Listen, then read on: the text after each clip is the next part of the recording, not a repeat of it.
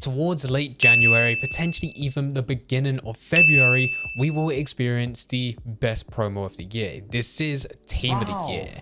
For those that don't know, Team of the Year will be highlighting the best players of that previous year, and within FIFA 23, those cards will be selected to get some amazing looking blue cards, which are also upgraded by about 5 to 7 ratings, making them, which is already a fairly high rated 80 or low rated 90 rated card, to be even higher, to be the high 90s or even mid 90s. For most of these cards, they become fairly highly valued, with them being hundreds of thousands, with a lot of them being millions of coins. And if you can get your hands on one, well, let's just say that you're in good position to take you all the way to Team of the Season until there's even higher rated cards available. And in this video, I'm going to be going through exactly how I'm going to start preparing.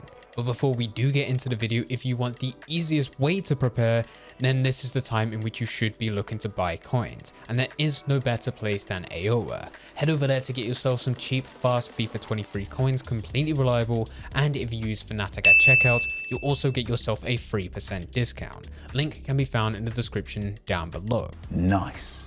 Now, to prepare for this type of promo, it is insanely easy. All you need to do is save as many packs as possible. So whenever you go through a game mode and it rewards you either instantly with the likes of FUT Champions, or you need to wait for your weekly rewards with the likes of squad battles and division rivals, instead of you opening that reward immediately in hopes to get something good, you will just let it be within your store. Gradually over time, as you keep on doing this on a weekly basis, you will get more and more packs, and you're just going to stack up as many as possible. Now, with Ultimate Team, especially on the console, it will tell you that you'll get to 99, and once you start storing more packs, it won't change the number. It'll still stay at 99, but the amount of packs which are saved in the background keeps on increasing. So it's just a number on the screen, and you can actually view all of these packs by going over to the web app and just going through the packs on offer there, and you can scroll through every single one of them. You're just going to try and get as many as possible until Team of the Year is officially released. And that is when you can go over to the store and do a massive pack opening. The chances of you still getting a Team of the Year is low, but your chances have now increased for the sheer amount of packs that you've been able to save. And the more you save, the higher the chance you have of packing someone. Now with this, I do get this same question every single year, but we might as well answer it. For some people, they always question, why would you do this? You could just open the packs when other promos are available and still have a chance of packing someone good from them. And yes, that is a fair point. But typically the pack rewards or the promos which are available throughout December and January aren't as good.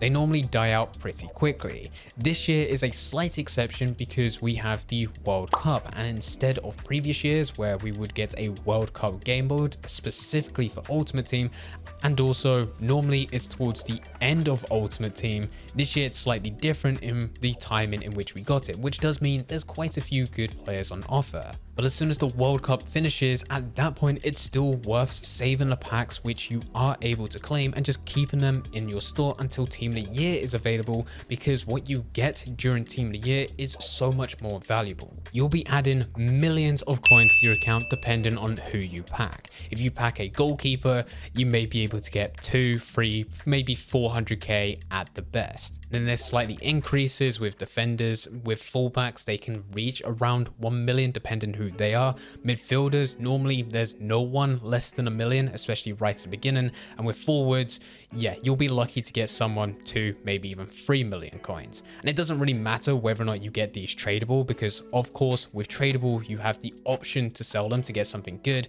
but if they're untradable, you could always just use them. And with all of these players, you do have a low chance of packing them, but EA normally adds a bit more on top. You'll have a starting 11, plus on top of that you'll have honorable mentions, which gets boosted by 2, maybe 3 ratings at the most, but these can also have a fairly decent price associated with them, or they could be pretty good players that fit the meta. But normally what happens with Team of the Year is whatever players are on offer, they're normally the best players that you can use from the moment they're released all the way up until around Team of the Season, which is when we get a lot of highly boosted cards, which are just insane. And Team of the Season is by far my favorite time of the year. But that happens about 5 or 6 months after Team of the Year. So if you can get a good Team of the Year player, you're going to be in a good position for the majority of Ultimate Team. And that could be a good position financially because you sell them on, or a good position in gameplay because you have someone who's likely to do incredibly well in defense, midfield, or attack. So with all that in mind, this is what I'm doing. Firstly, I'm trying to save as many packs as possible. We have already gone over this, so I won't be going too far in depth with this again. But I'm pretty much going through as many game modes as possible, forcing myself to play because I'm starting to get a bit frustrated with FIFA right now, but I'm still going to force myself to go through division rivals, foot champions, squad battles, play as many games as possible. And then I'm also going through SBCs and objectives to get as many packs as possible. And then I'm just storing them in my club, not opening them. If I do get packs such as player picks, I might as well open them now. I would love to save them, but they're already there right in front of me. I might as well just claim them. As well as if I get any packs which will not be giving me a Team of the Year player later, being bronze packs, silver packs, or guaranteed packs with Team of the Weeks or icons or any other special card for that matter, I'm opening them now because there's just no point in me keeping them. I'm also building up as many coins as possible. With how I'm treating my coins, I am mainly a trader, so whatever I'm able to trade per week, 50% of that profit will go straight back into players that I'm able to use for SBCs, so that keeps my pack grind going, as well as the other 50% will just be there to build up my coin balance. My idea behind this is that hopefully out of all the packs that I'm getting, I will be able to get a Team of the Year player. But I also understand that the chances are extremely low.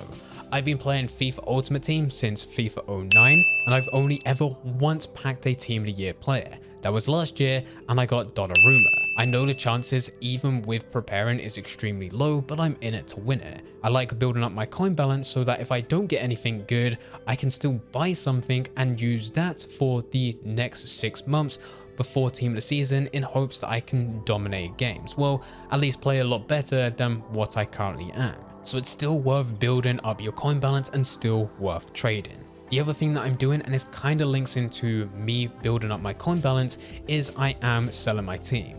I'm selling anyone that is currently in my club that has a value. This would be players which are tradable in my team that I've been using for a while but can still sell for a bit, or it will be any type of the investments that I made. For a lot of the investments over the last couple months, I have been selling them. As soon as they've increased in price, I would immediately sell them on, and whatever profit I'm able to get, I'll instantly put that back into more investments. Right now, what I'm doing is selling those players on because I'm still able to get them to increase, and I'm still able to profit from them, but the coins that I get in return are not going back into players. The reason for this is because normally in December, as well as January, in fact, we could even argue that it has begun already, the players start to sell off their teams. This is where most people will start to sell off their teams in preparation for Team of the Year, and that normally is what leads to the crash. It used to be players getting hyped for the release of Team of the Year and that there being so many people opening packs, which leads to the crash.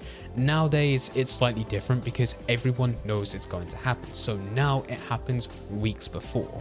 And the hopes for most players is that they can sell their team, claim back as many coins as possible, and then after Team of the Year, they can buy that exact team back for a fraction of the price, leaving them with a lot more coins to play with, whether that be used to improve their team further or put it into packs or trading methods. Even if you do not have enough coins to buy a Team of the Year player, or you don't build up enough packs or get lucky to pack a Team of the Year player, it still puts you in a very good position for you to sell your team and then buy it back at a fraction of the price later, still leaving coins left over in your club. For most players, they have already dropped quite a bit because of the World Cup mode, but I'm suspecting it's going to drop even further, especially with any of the high-rated meta players which are currently available, mainly because they will be replaced by more desirable players, being Team of the Years as well as honorable mentions. And the last thing that I'm doing, which may not even be worth mentioning depending on the rewards which are available, is that I am going through foot moments. I am still trying to build up as many foot stars as possible. I am going through the World Cup challenges which are available right now, building up my foot stars, and hopefully EA will release some good rewards within this game mode so that I can increase my chances yet again of being able to pack a Team of the Year player.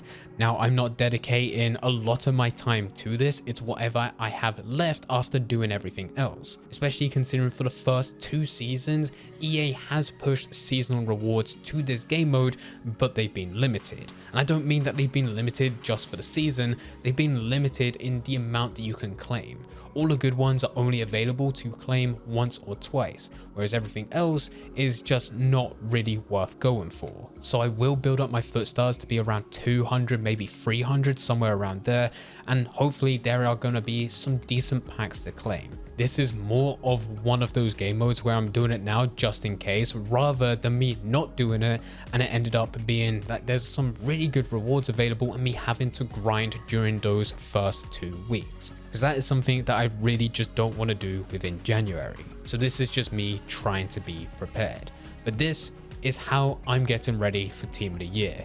If you do have any questions about anything, then please feel free to leave them in the comment section down below. But anyway guys, I hope you guys did enjoy. If you did enjoy, don't forget to leave a like and subscribe. But for now, I'm going. So see ya.